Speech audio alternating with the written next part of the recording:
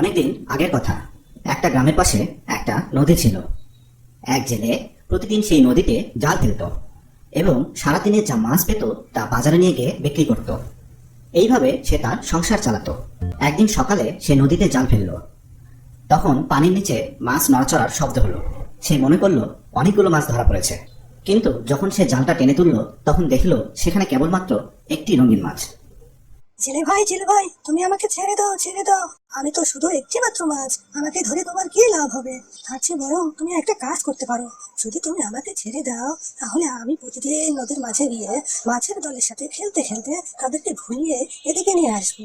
যখন তুমি জাল ফেলো, তাহলে একসাথে অনেকগুলো মাছ পেতে পারো। এতে তোমার অনেক লাভ হবে। সারাদিন আর তোমাকে কষ্ট করে জাল ফেলতে হবে না, একবারে তুমি অনেকগুলো মাছ পাবে।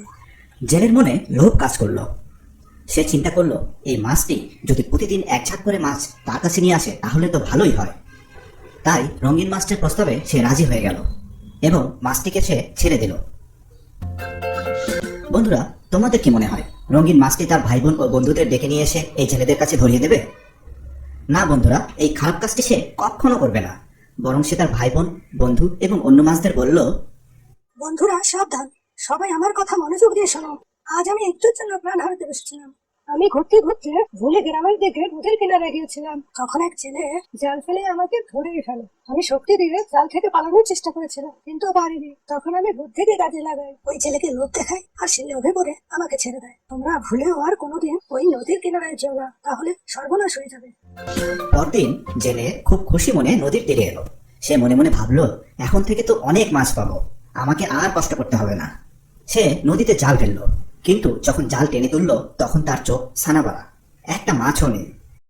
এরপর সারাদিন ধরে সে বহুবার জাল ফেললো, কিন্তু একটা মাছও পেল না। পাবে কিভাবে? গতকাল লোভ করে জেলে যে মাছটিকে ছেড়ে দিয়েছিল সেই মাছটি তো সব মাছকে সতর্ক করে দিয়েছে এবং অনেক দিন পর্যন্ত জেলে সেখান থেকে আর কোনো মাছ পায়নি। আমার ভুল হয়ে গেছে, লোভ করে ওই মাছটিও হারিয়েছি, আর পরে যে মাছগুলো পেতাম সেগুলোও হারালাম। লোভ করা আমার একদমও ঠিক হয়নি। বন্ধুরা, এই গল্প থেকে আমরা কি শিখলাম? আমরা এটাই শিখলাম যে লোভ করা ঠিক না, লোভ করলে ঠকতে হয়।